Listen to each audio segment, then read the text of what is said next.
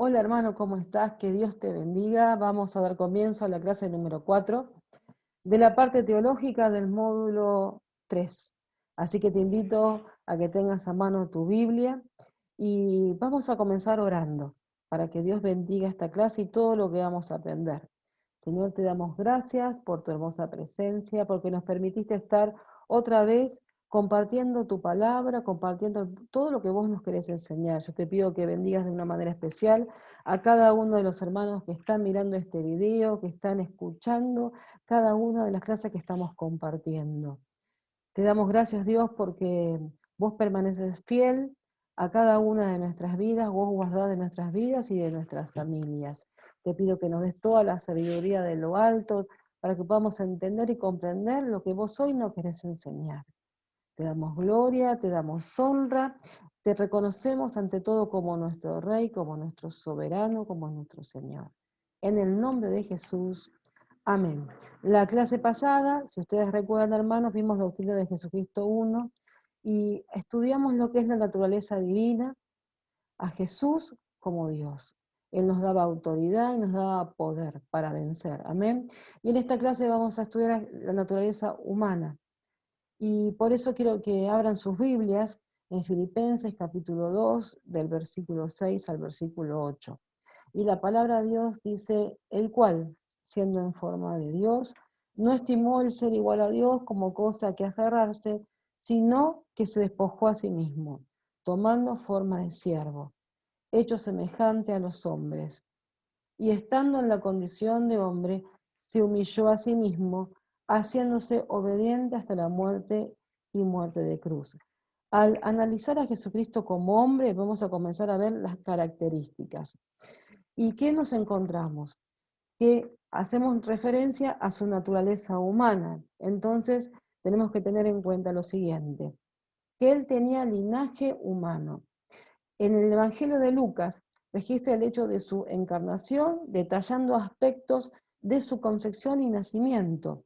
Y esto lo podemos ver en Lucas capítulo 1, 26 30 al 38, el 2, capítulo 2 del 5 al 7 y el 52. Recuerden cómo fue concebido a través del Espíritu Santo, cómo utilizó la vida de María para su concepción y cómo fue su nacimiento.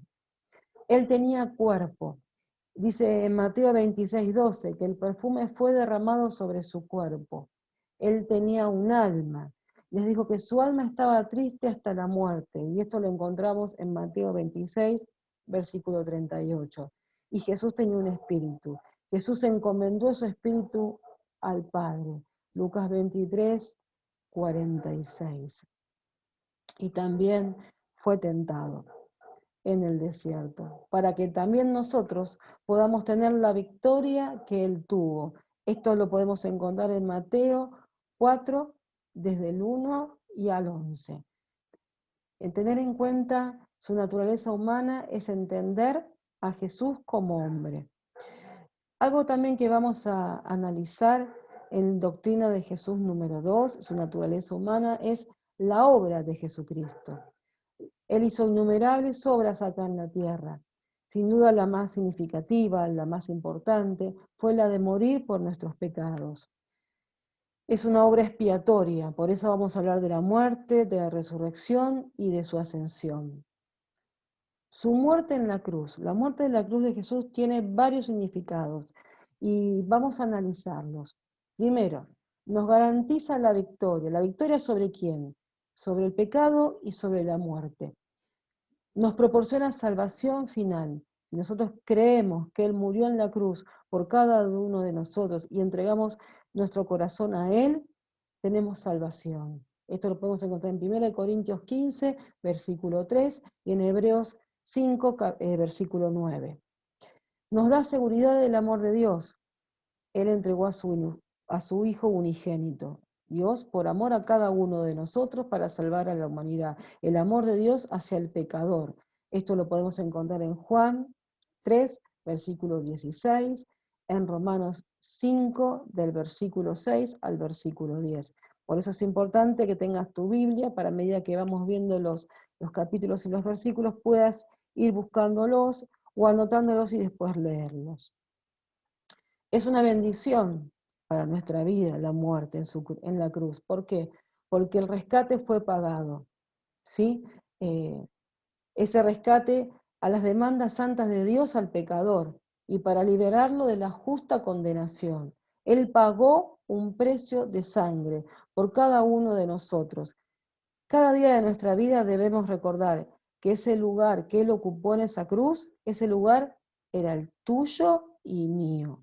Nosotros tendríamos que haber pagado ese precio de sangre por cada uno de nuestros pecados. Sin embargo, Él, por amor, murió en esa cruz por vos y por mí.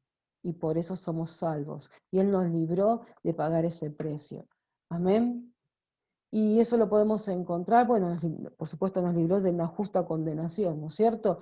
Y lo podemos encontrar en Mateo, en el capítulo 20, versículo 28, y también en Primera de Timoteo, capítulo 2, versículo 6.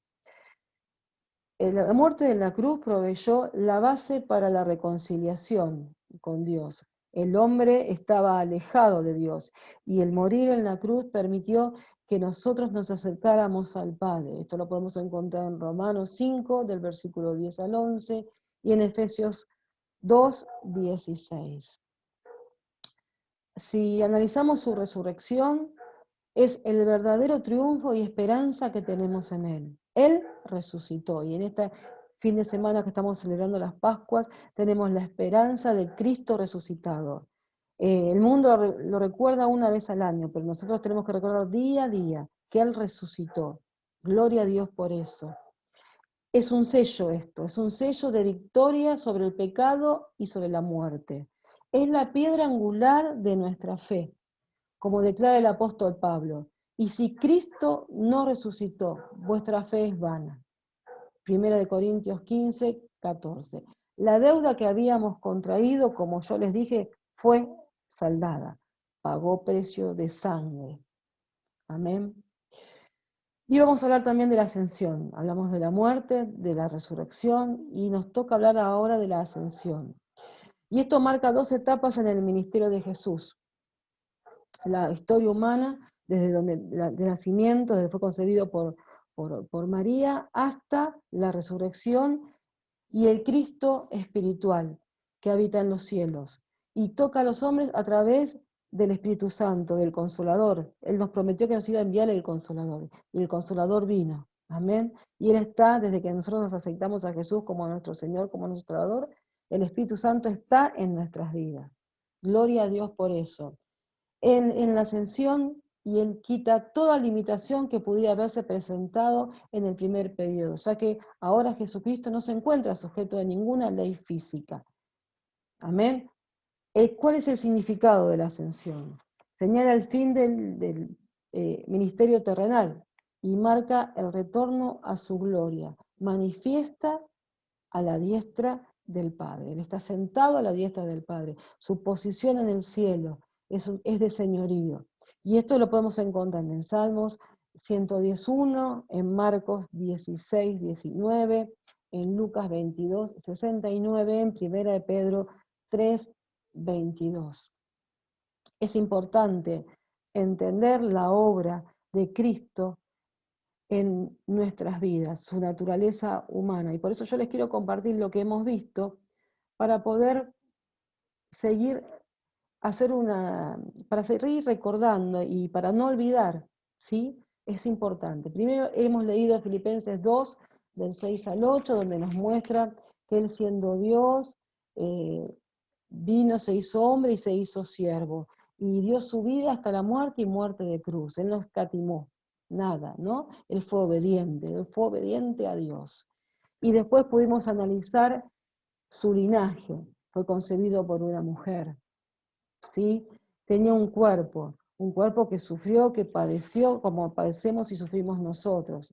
Y Él fue tentado, así también como lo hemos y como lo somos nosotros, y Él venció la tentación. Él tuvo victoria sobre el diablo, Él tuvo la victoria sobre el enemigo. Y esto nos garantiza que nosotros tenemos la victoria sobre Satanás. Amén.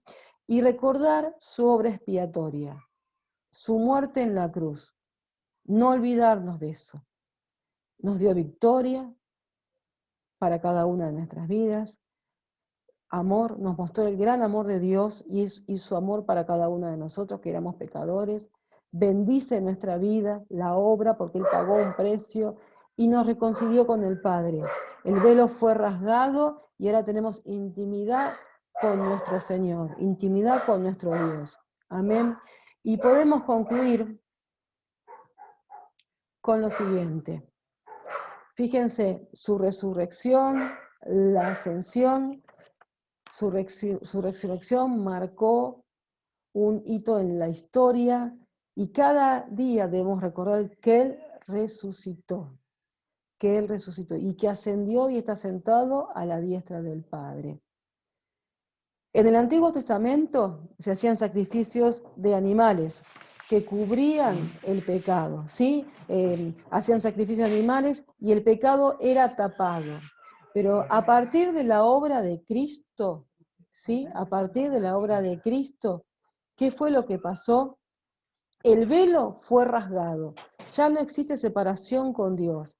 Él nos abre la posibilidad de ser uno con Él y formar parte del cuerpo de Cristo, formar parte de la familia de la fe, formar parte de la iglesia, de nuevo amanecer, que todos formamos parte. Amén. Y esto nos inviste de poder. Somos investidos de poder y somos santificados. Y ahí cuando dice la palabra para ser testigos de Él, ¿qué significa esto de ser testigos de Él? Que nosotros cada día debemos testificar de la obra redentora de Cristo hasta lo último de la tierra para que el mundo crea. Nosotros, donde nos ubiquemos, en nuestro trabajo, en la escuela, en nuestros barrios, tenemos que ser esas personas de influencia que testifiquen del amor de Dios para con la humanidad. Y todo esto que les compartí como conclusión, lo podemos encontrar en Juan 1, versículo 29, en Mateo 27, versículo 51, en Juan 17, versículo 21, y en Hechos 1, versículo 8. Qué importante es que cada día no nos olvidemos de la obra redentora de Cristo. Qué importante es saber que Dios mandó a su Hijo unigénito para salvarnos. Saber que Jesús tiene una naturaleza divina, que Él es todopoderoso y que Él nos da poder para vencer. Y su muerte en la cruz, su resurrección, su ascensión al Padre y el enviarnos al Consolador, al Espíritu Santo, ayuda a que cada día no estemos solos, a que a través del Espíritu Santo podamos llevar a orar y a conocer a Jesús cada día más, a toda verdad y conocer más a Dios.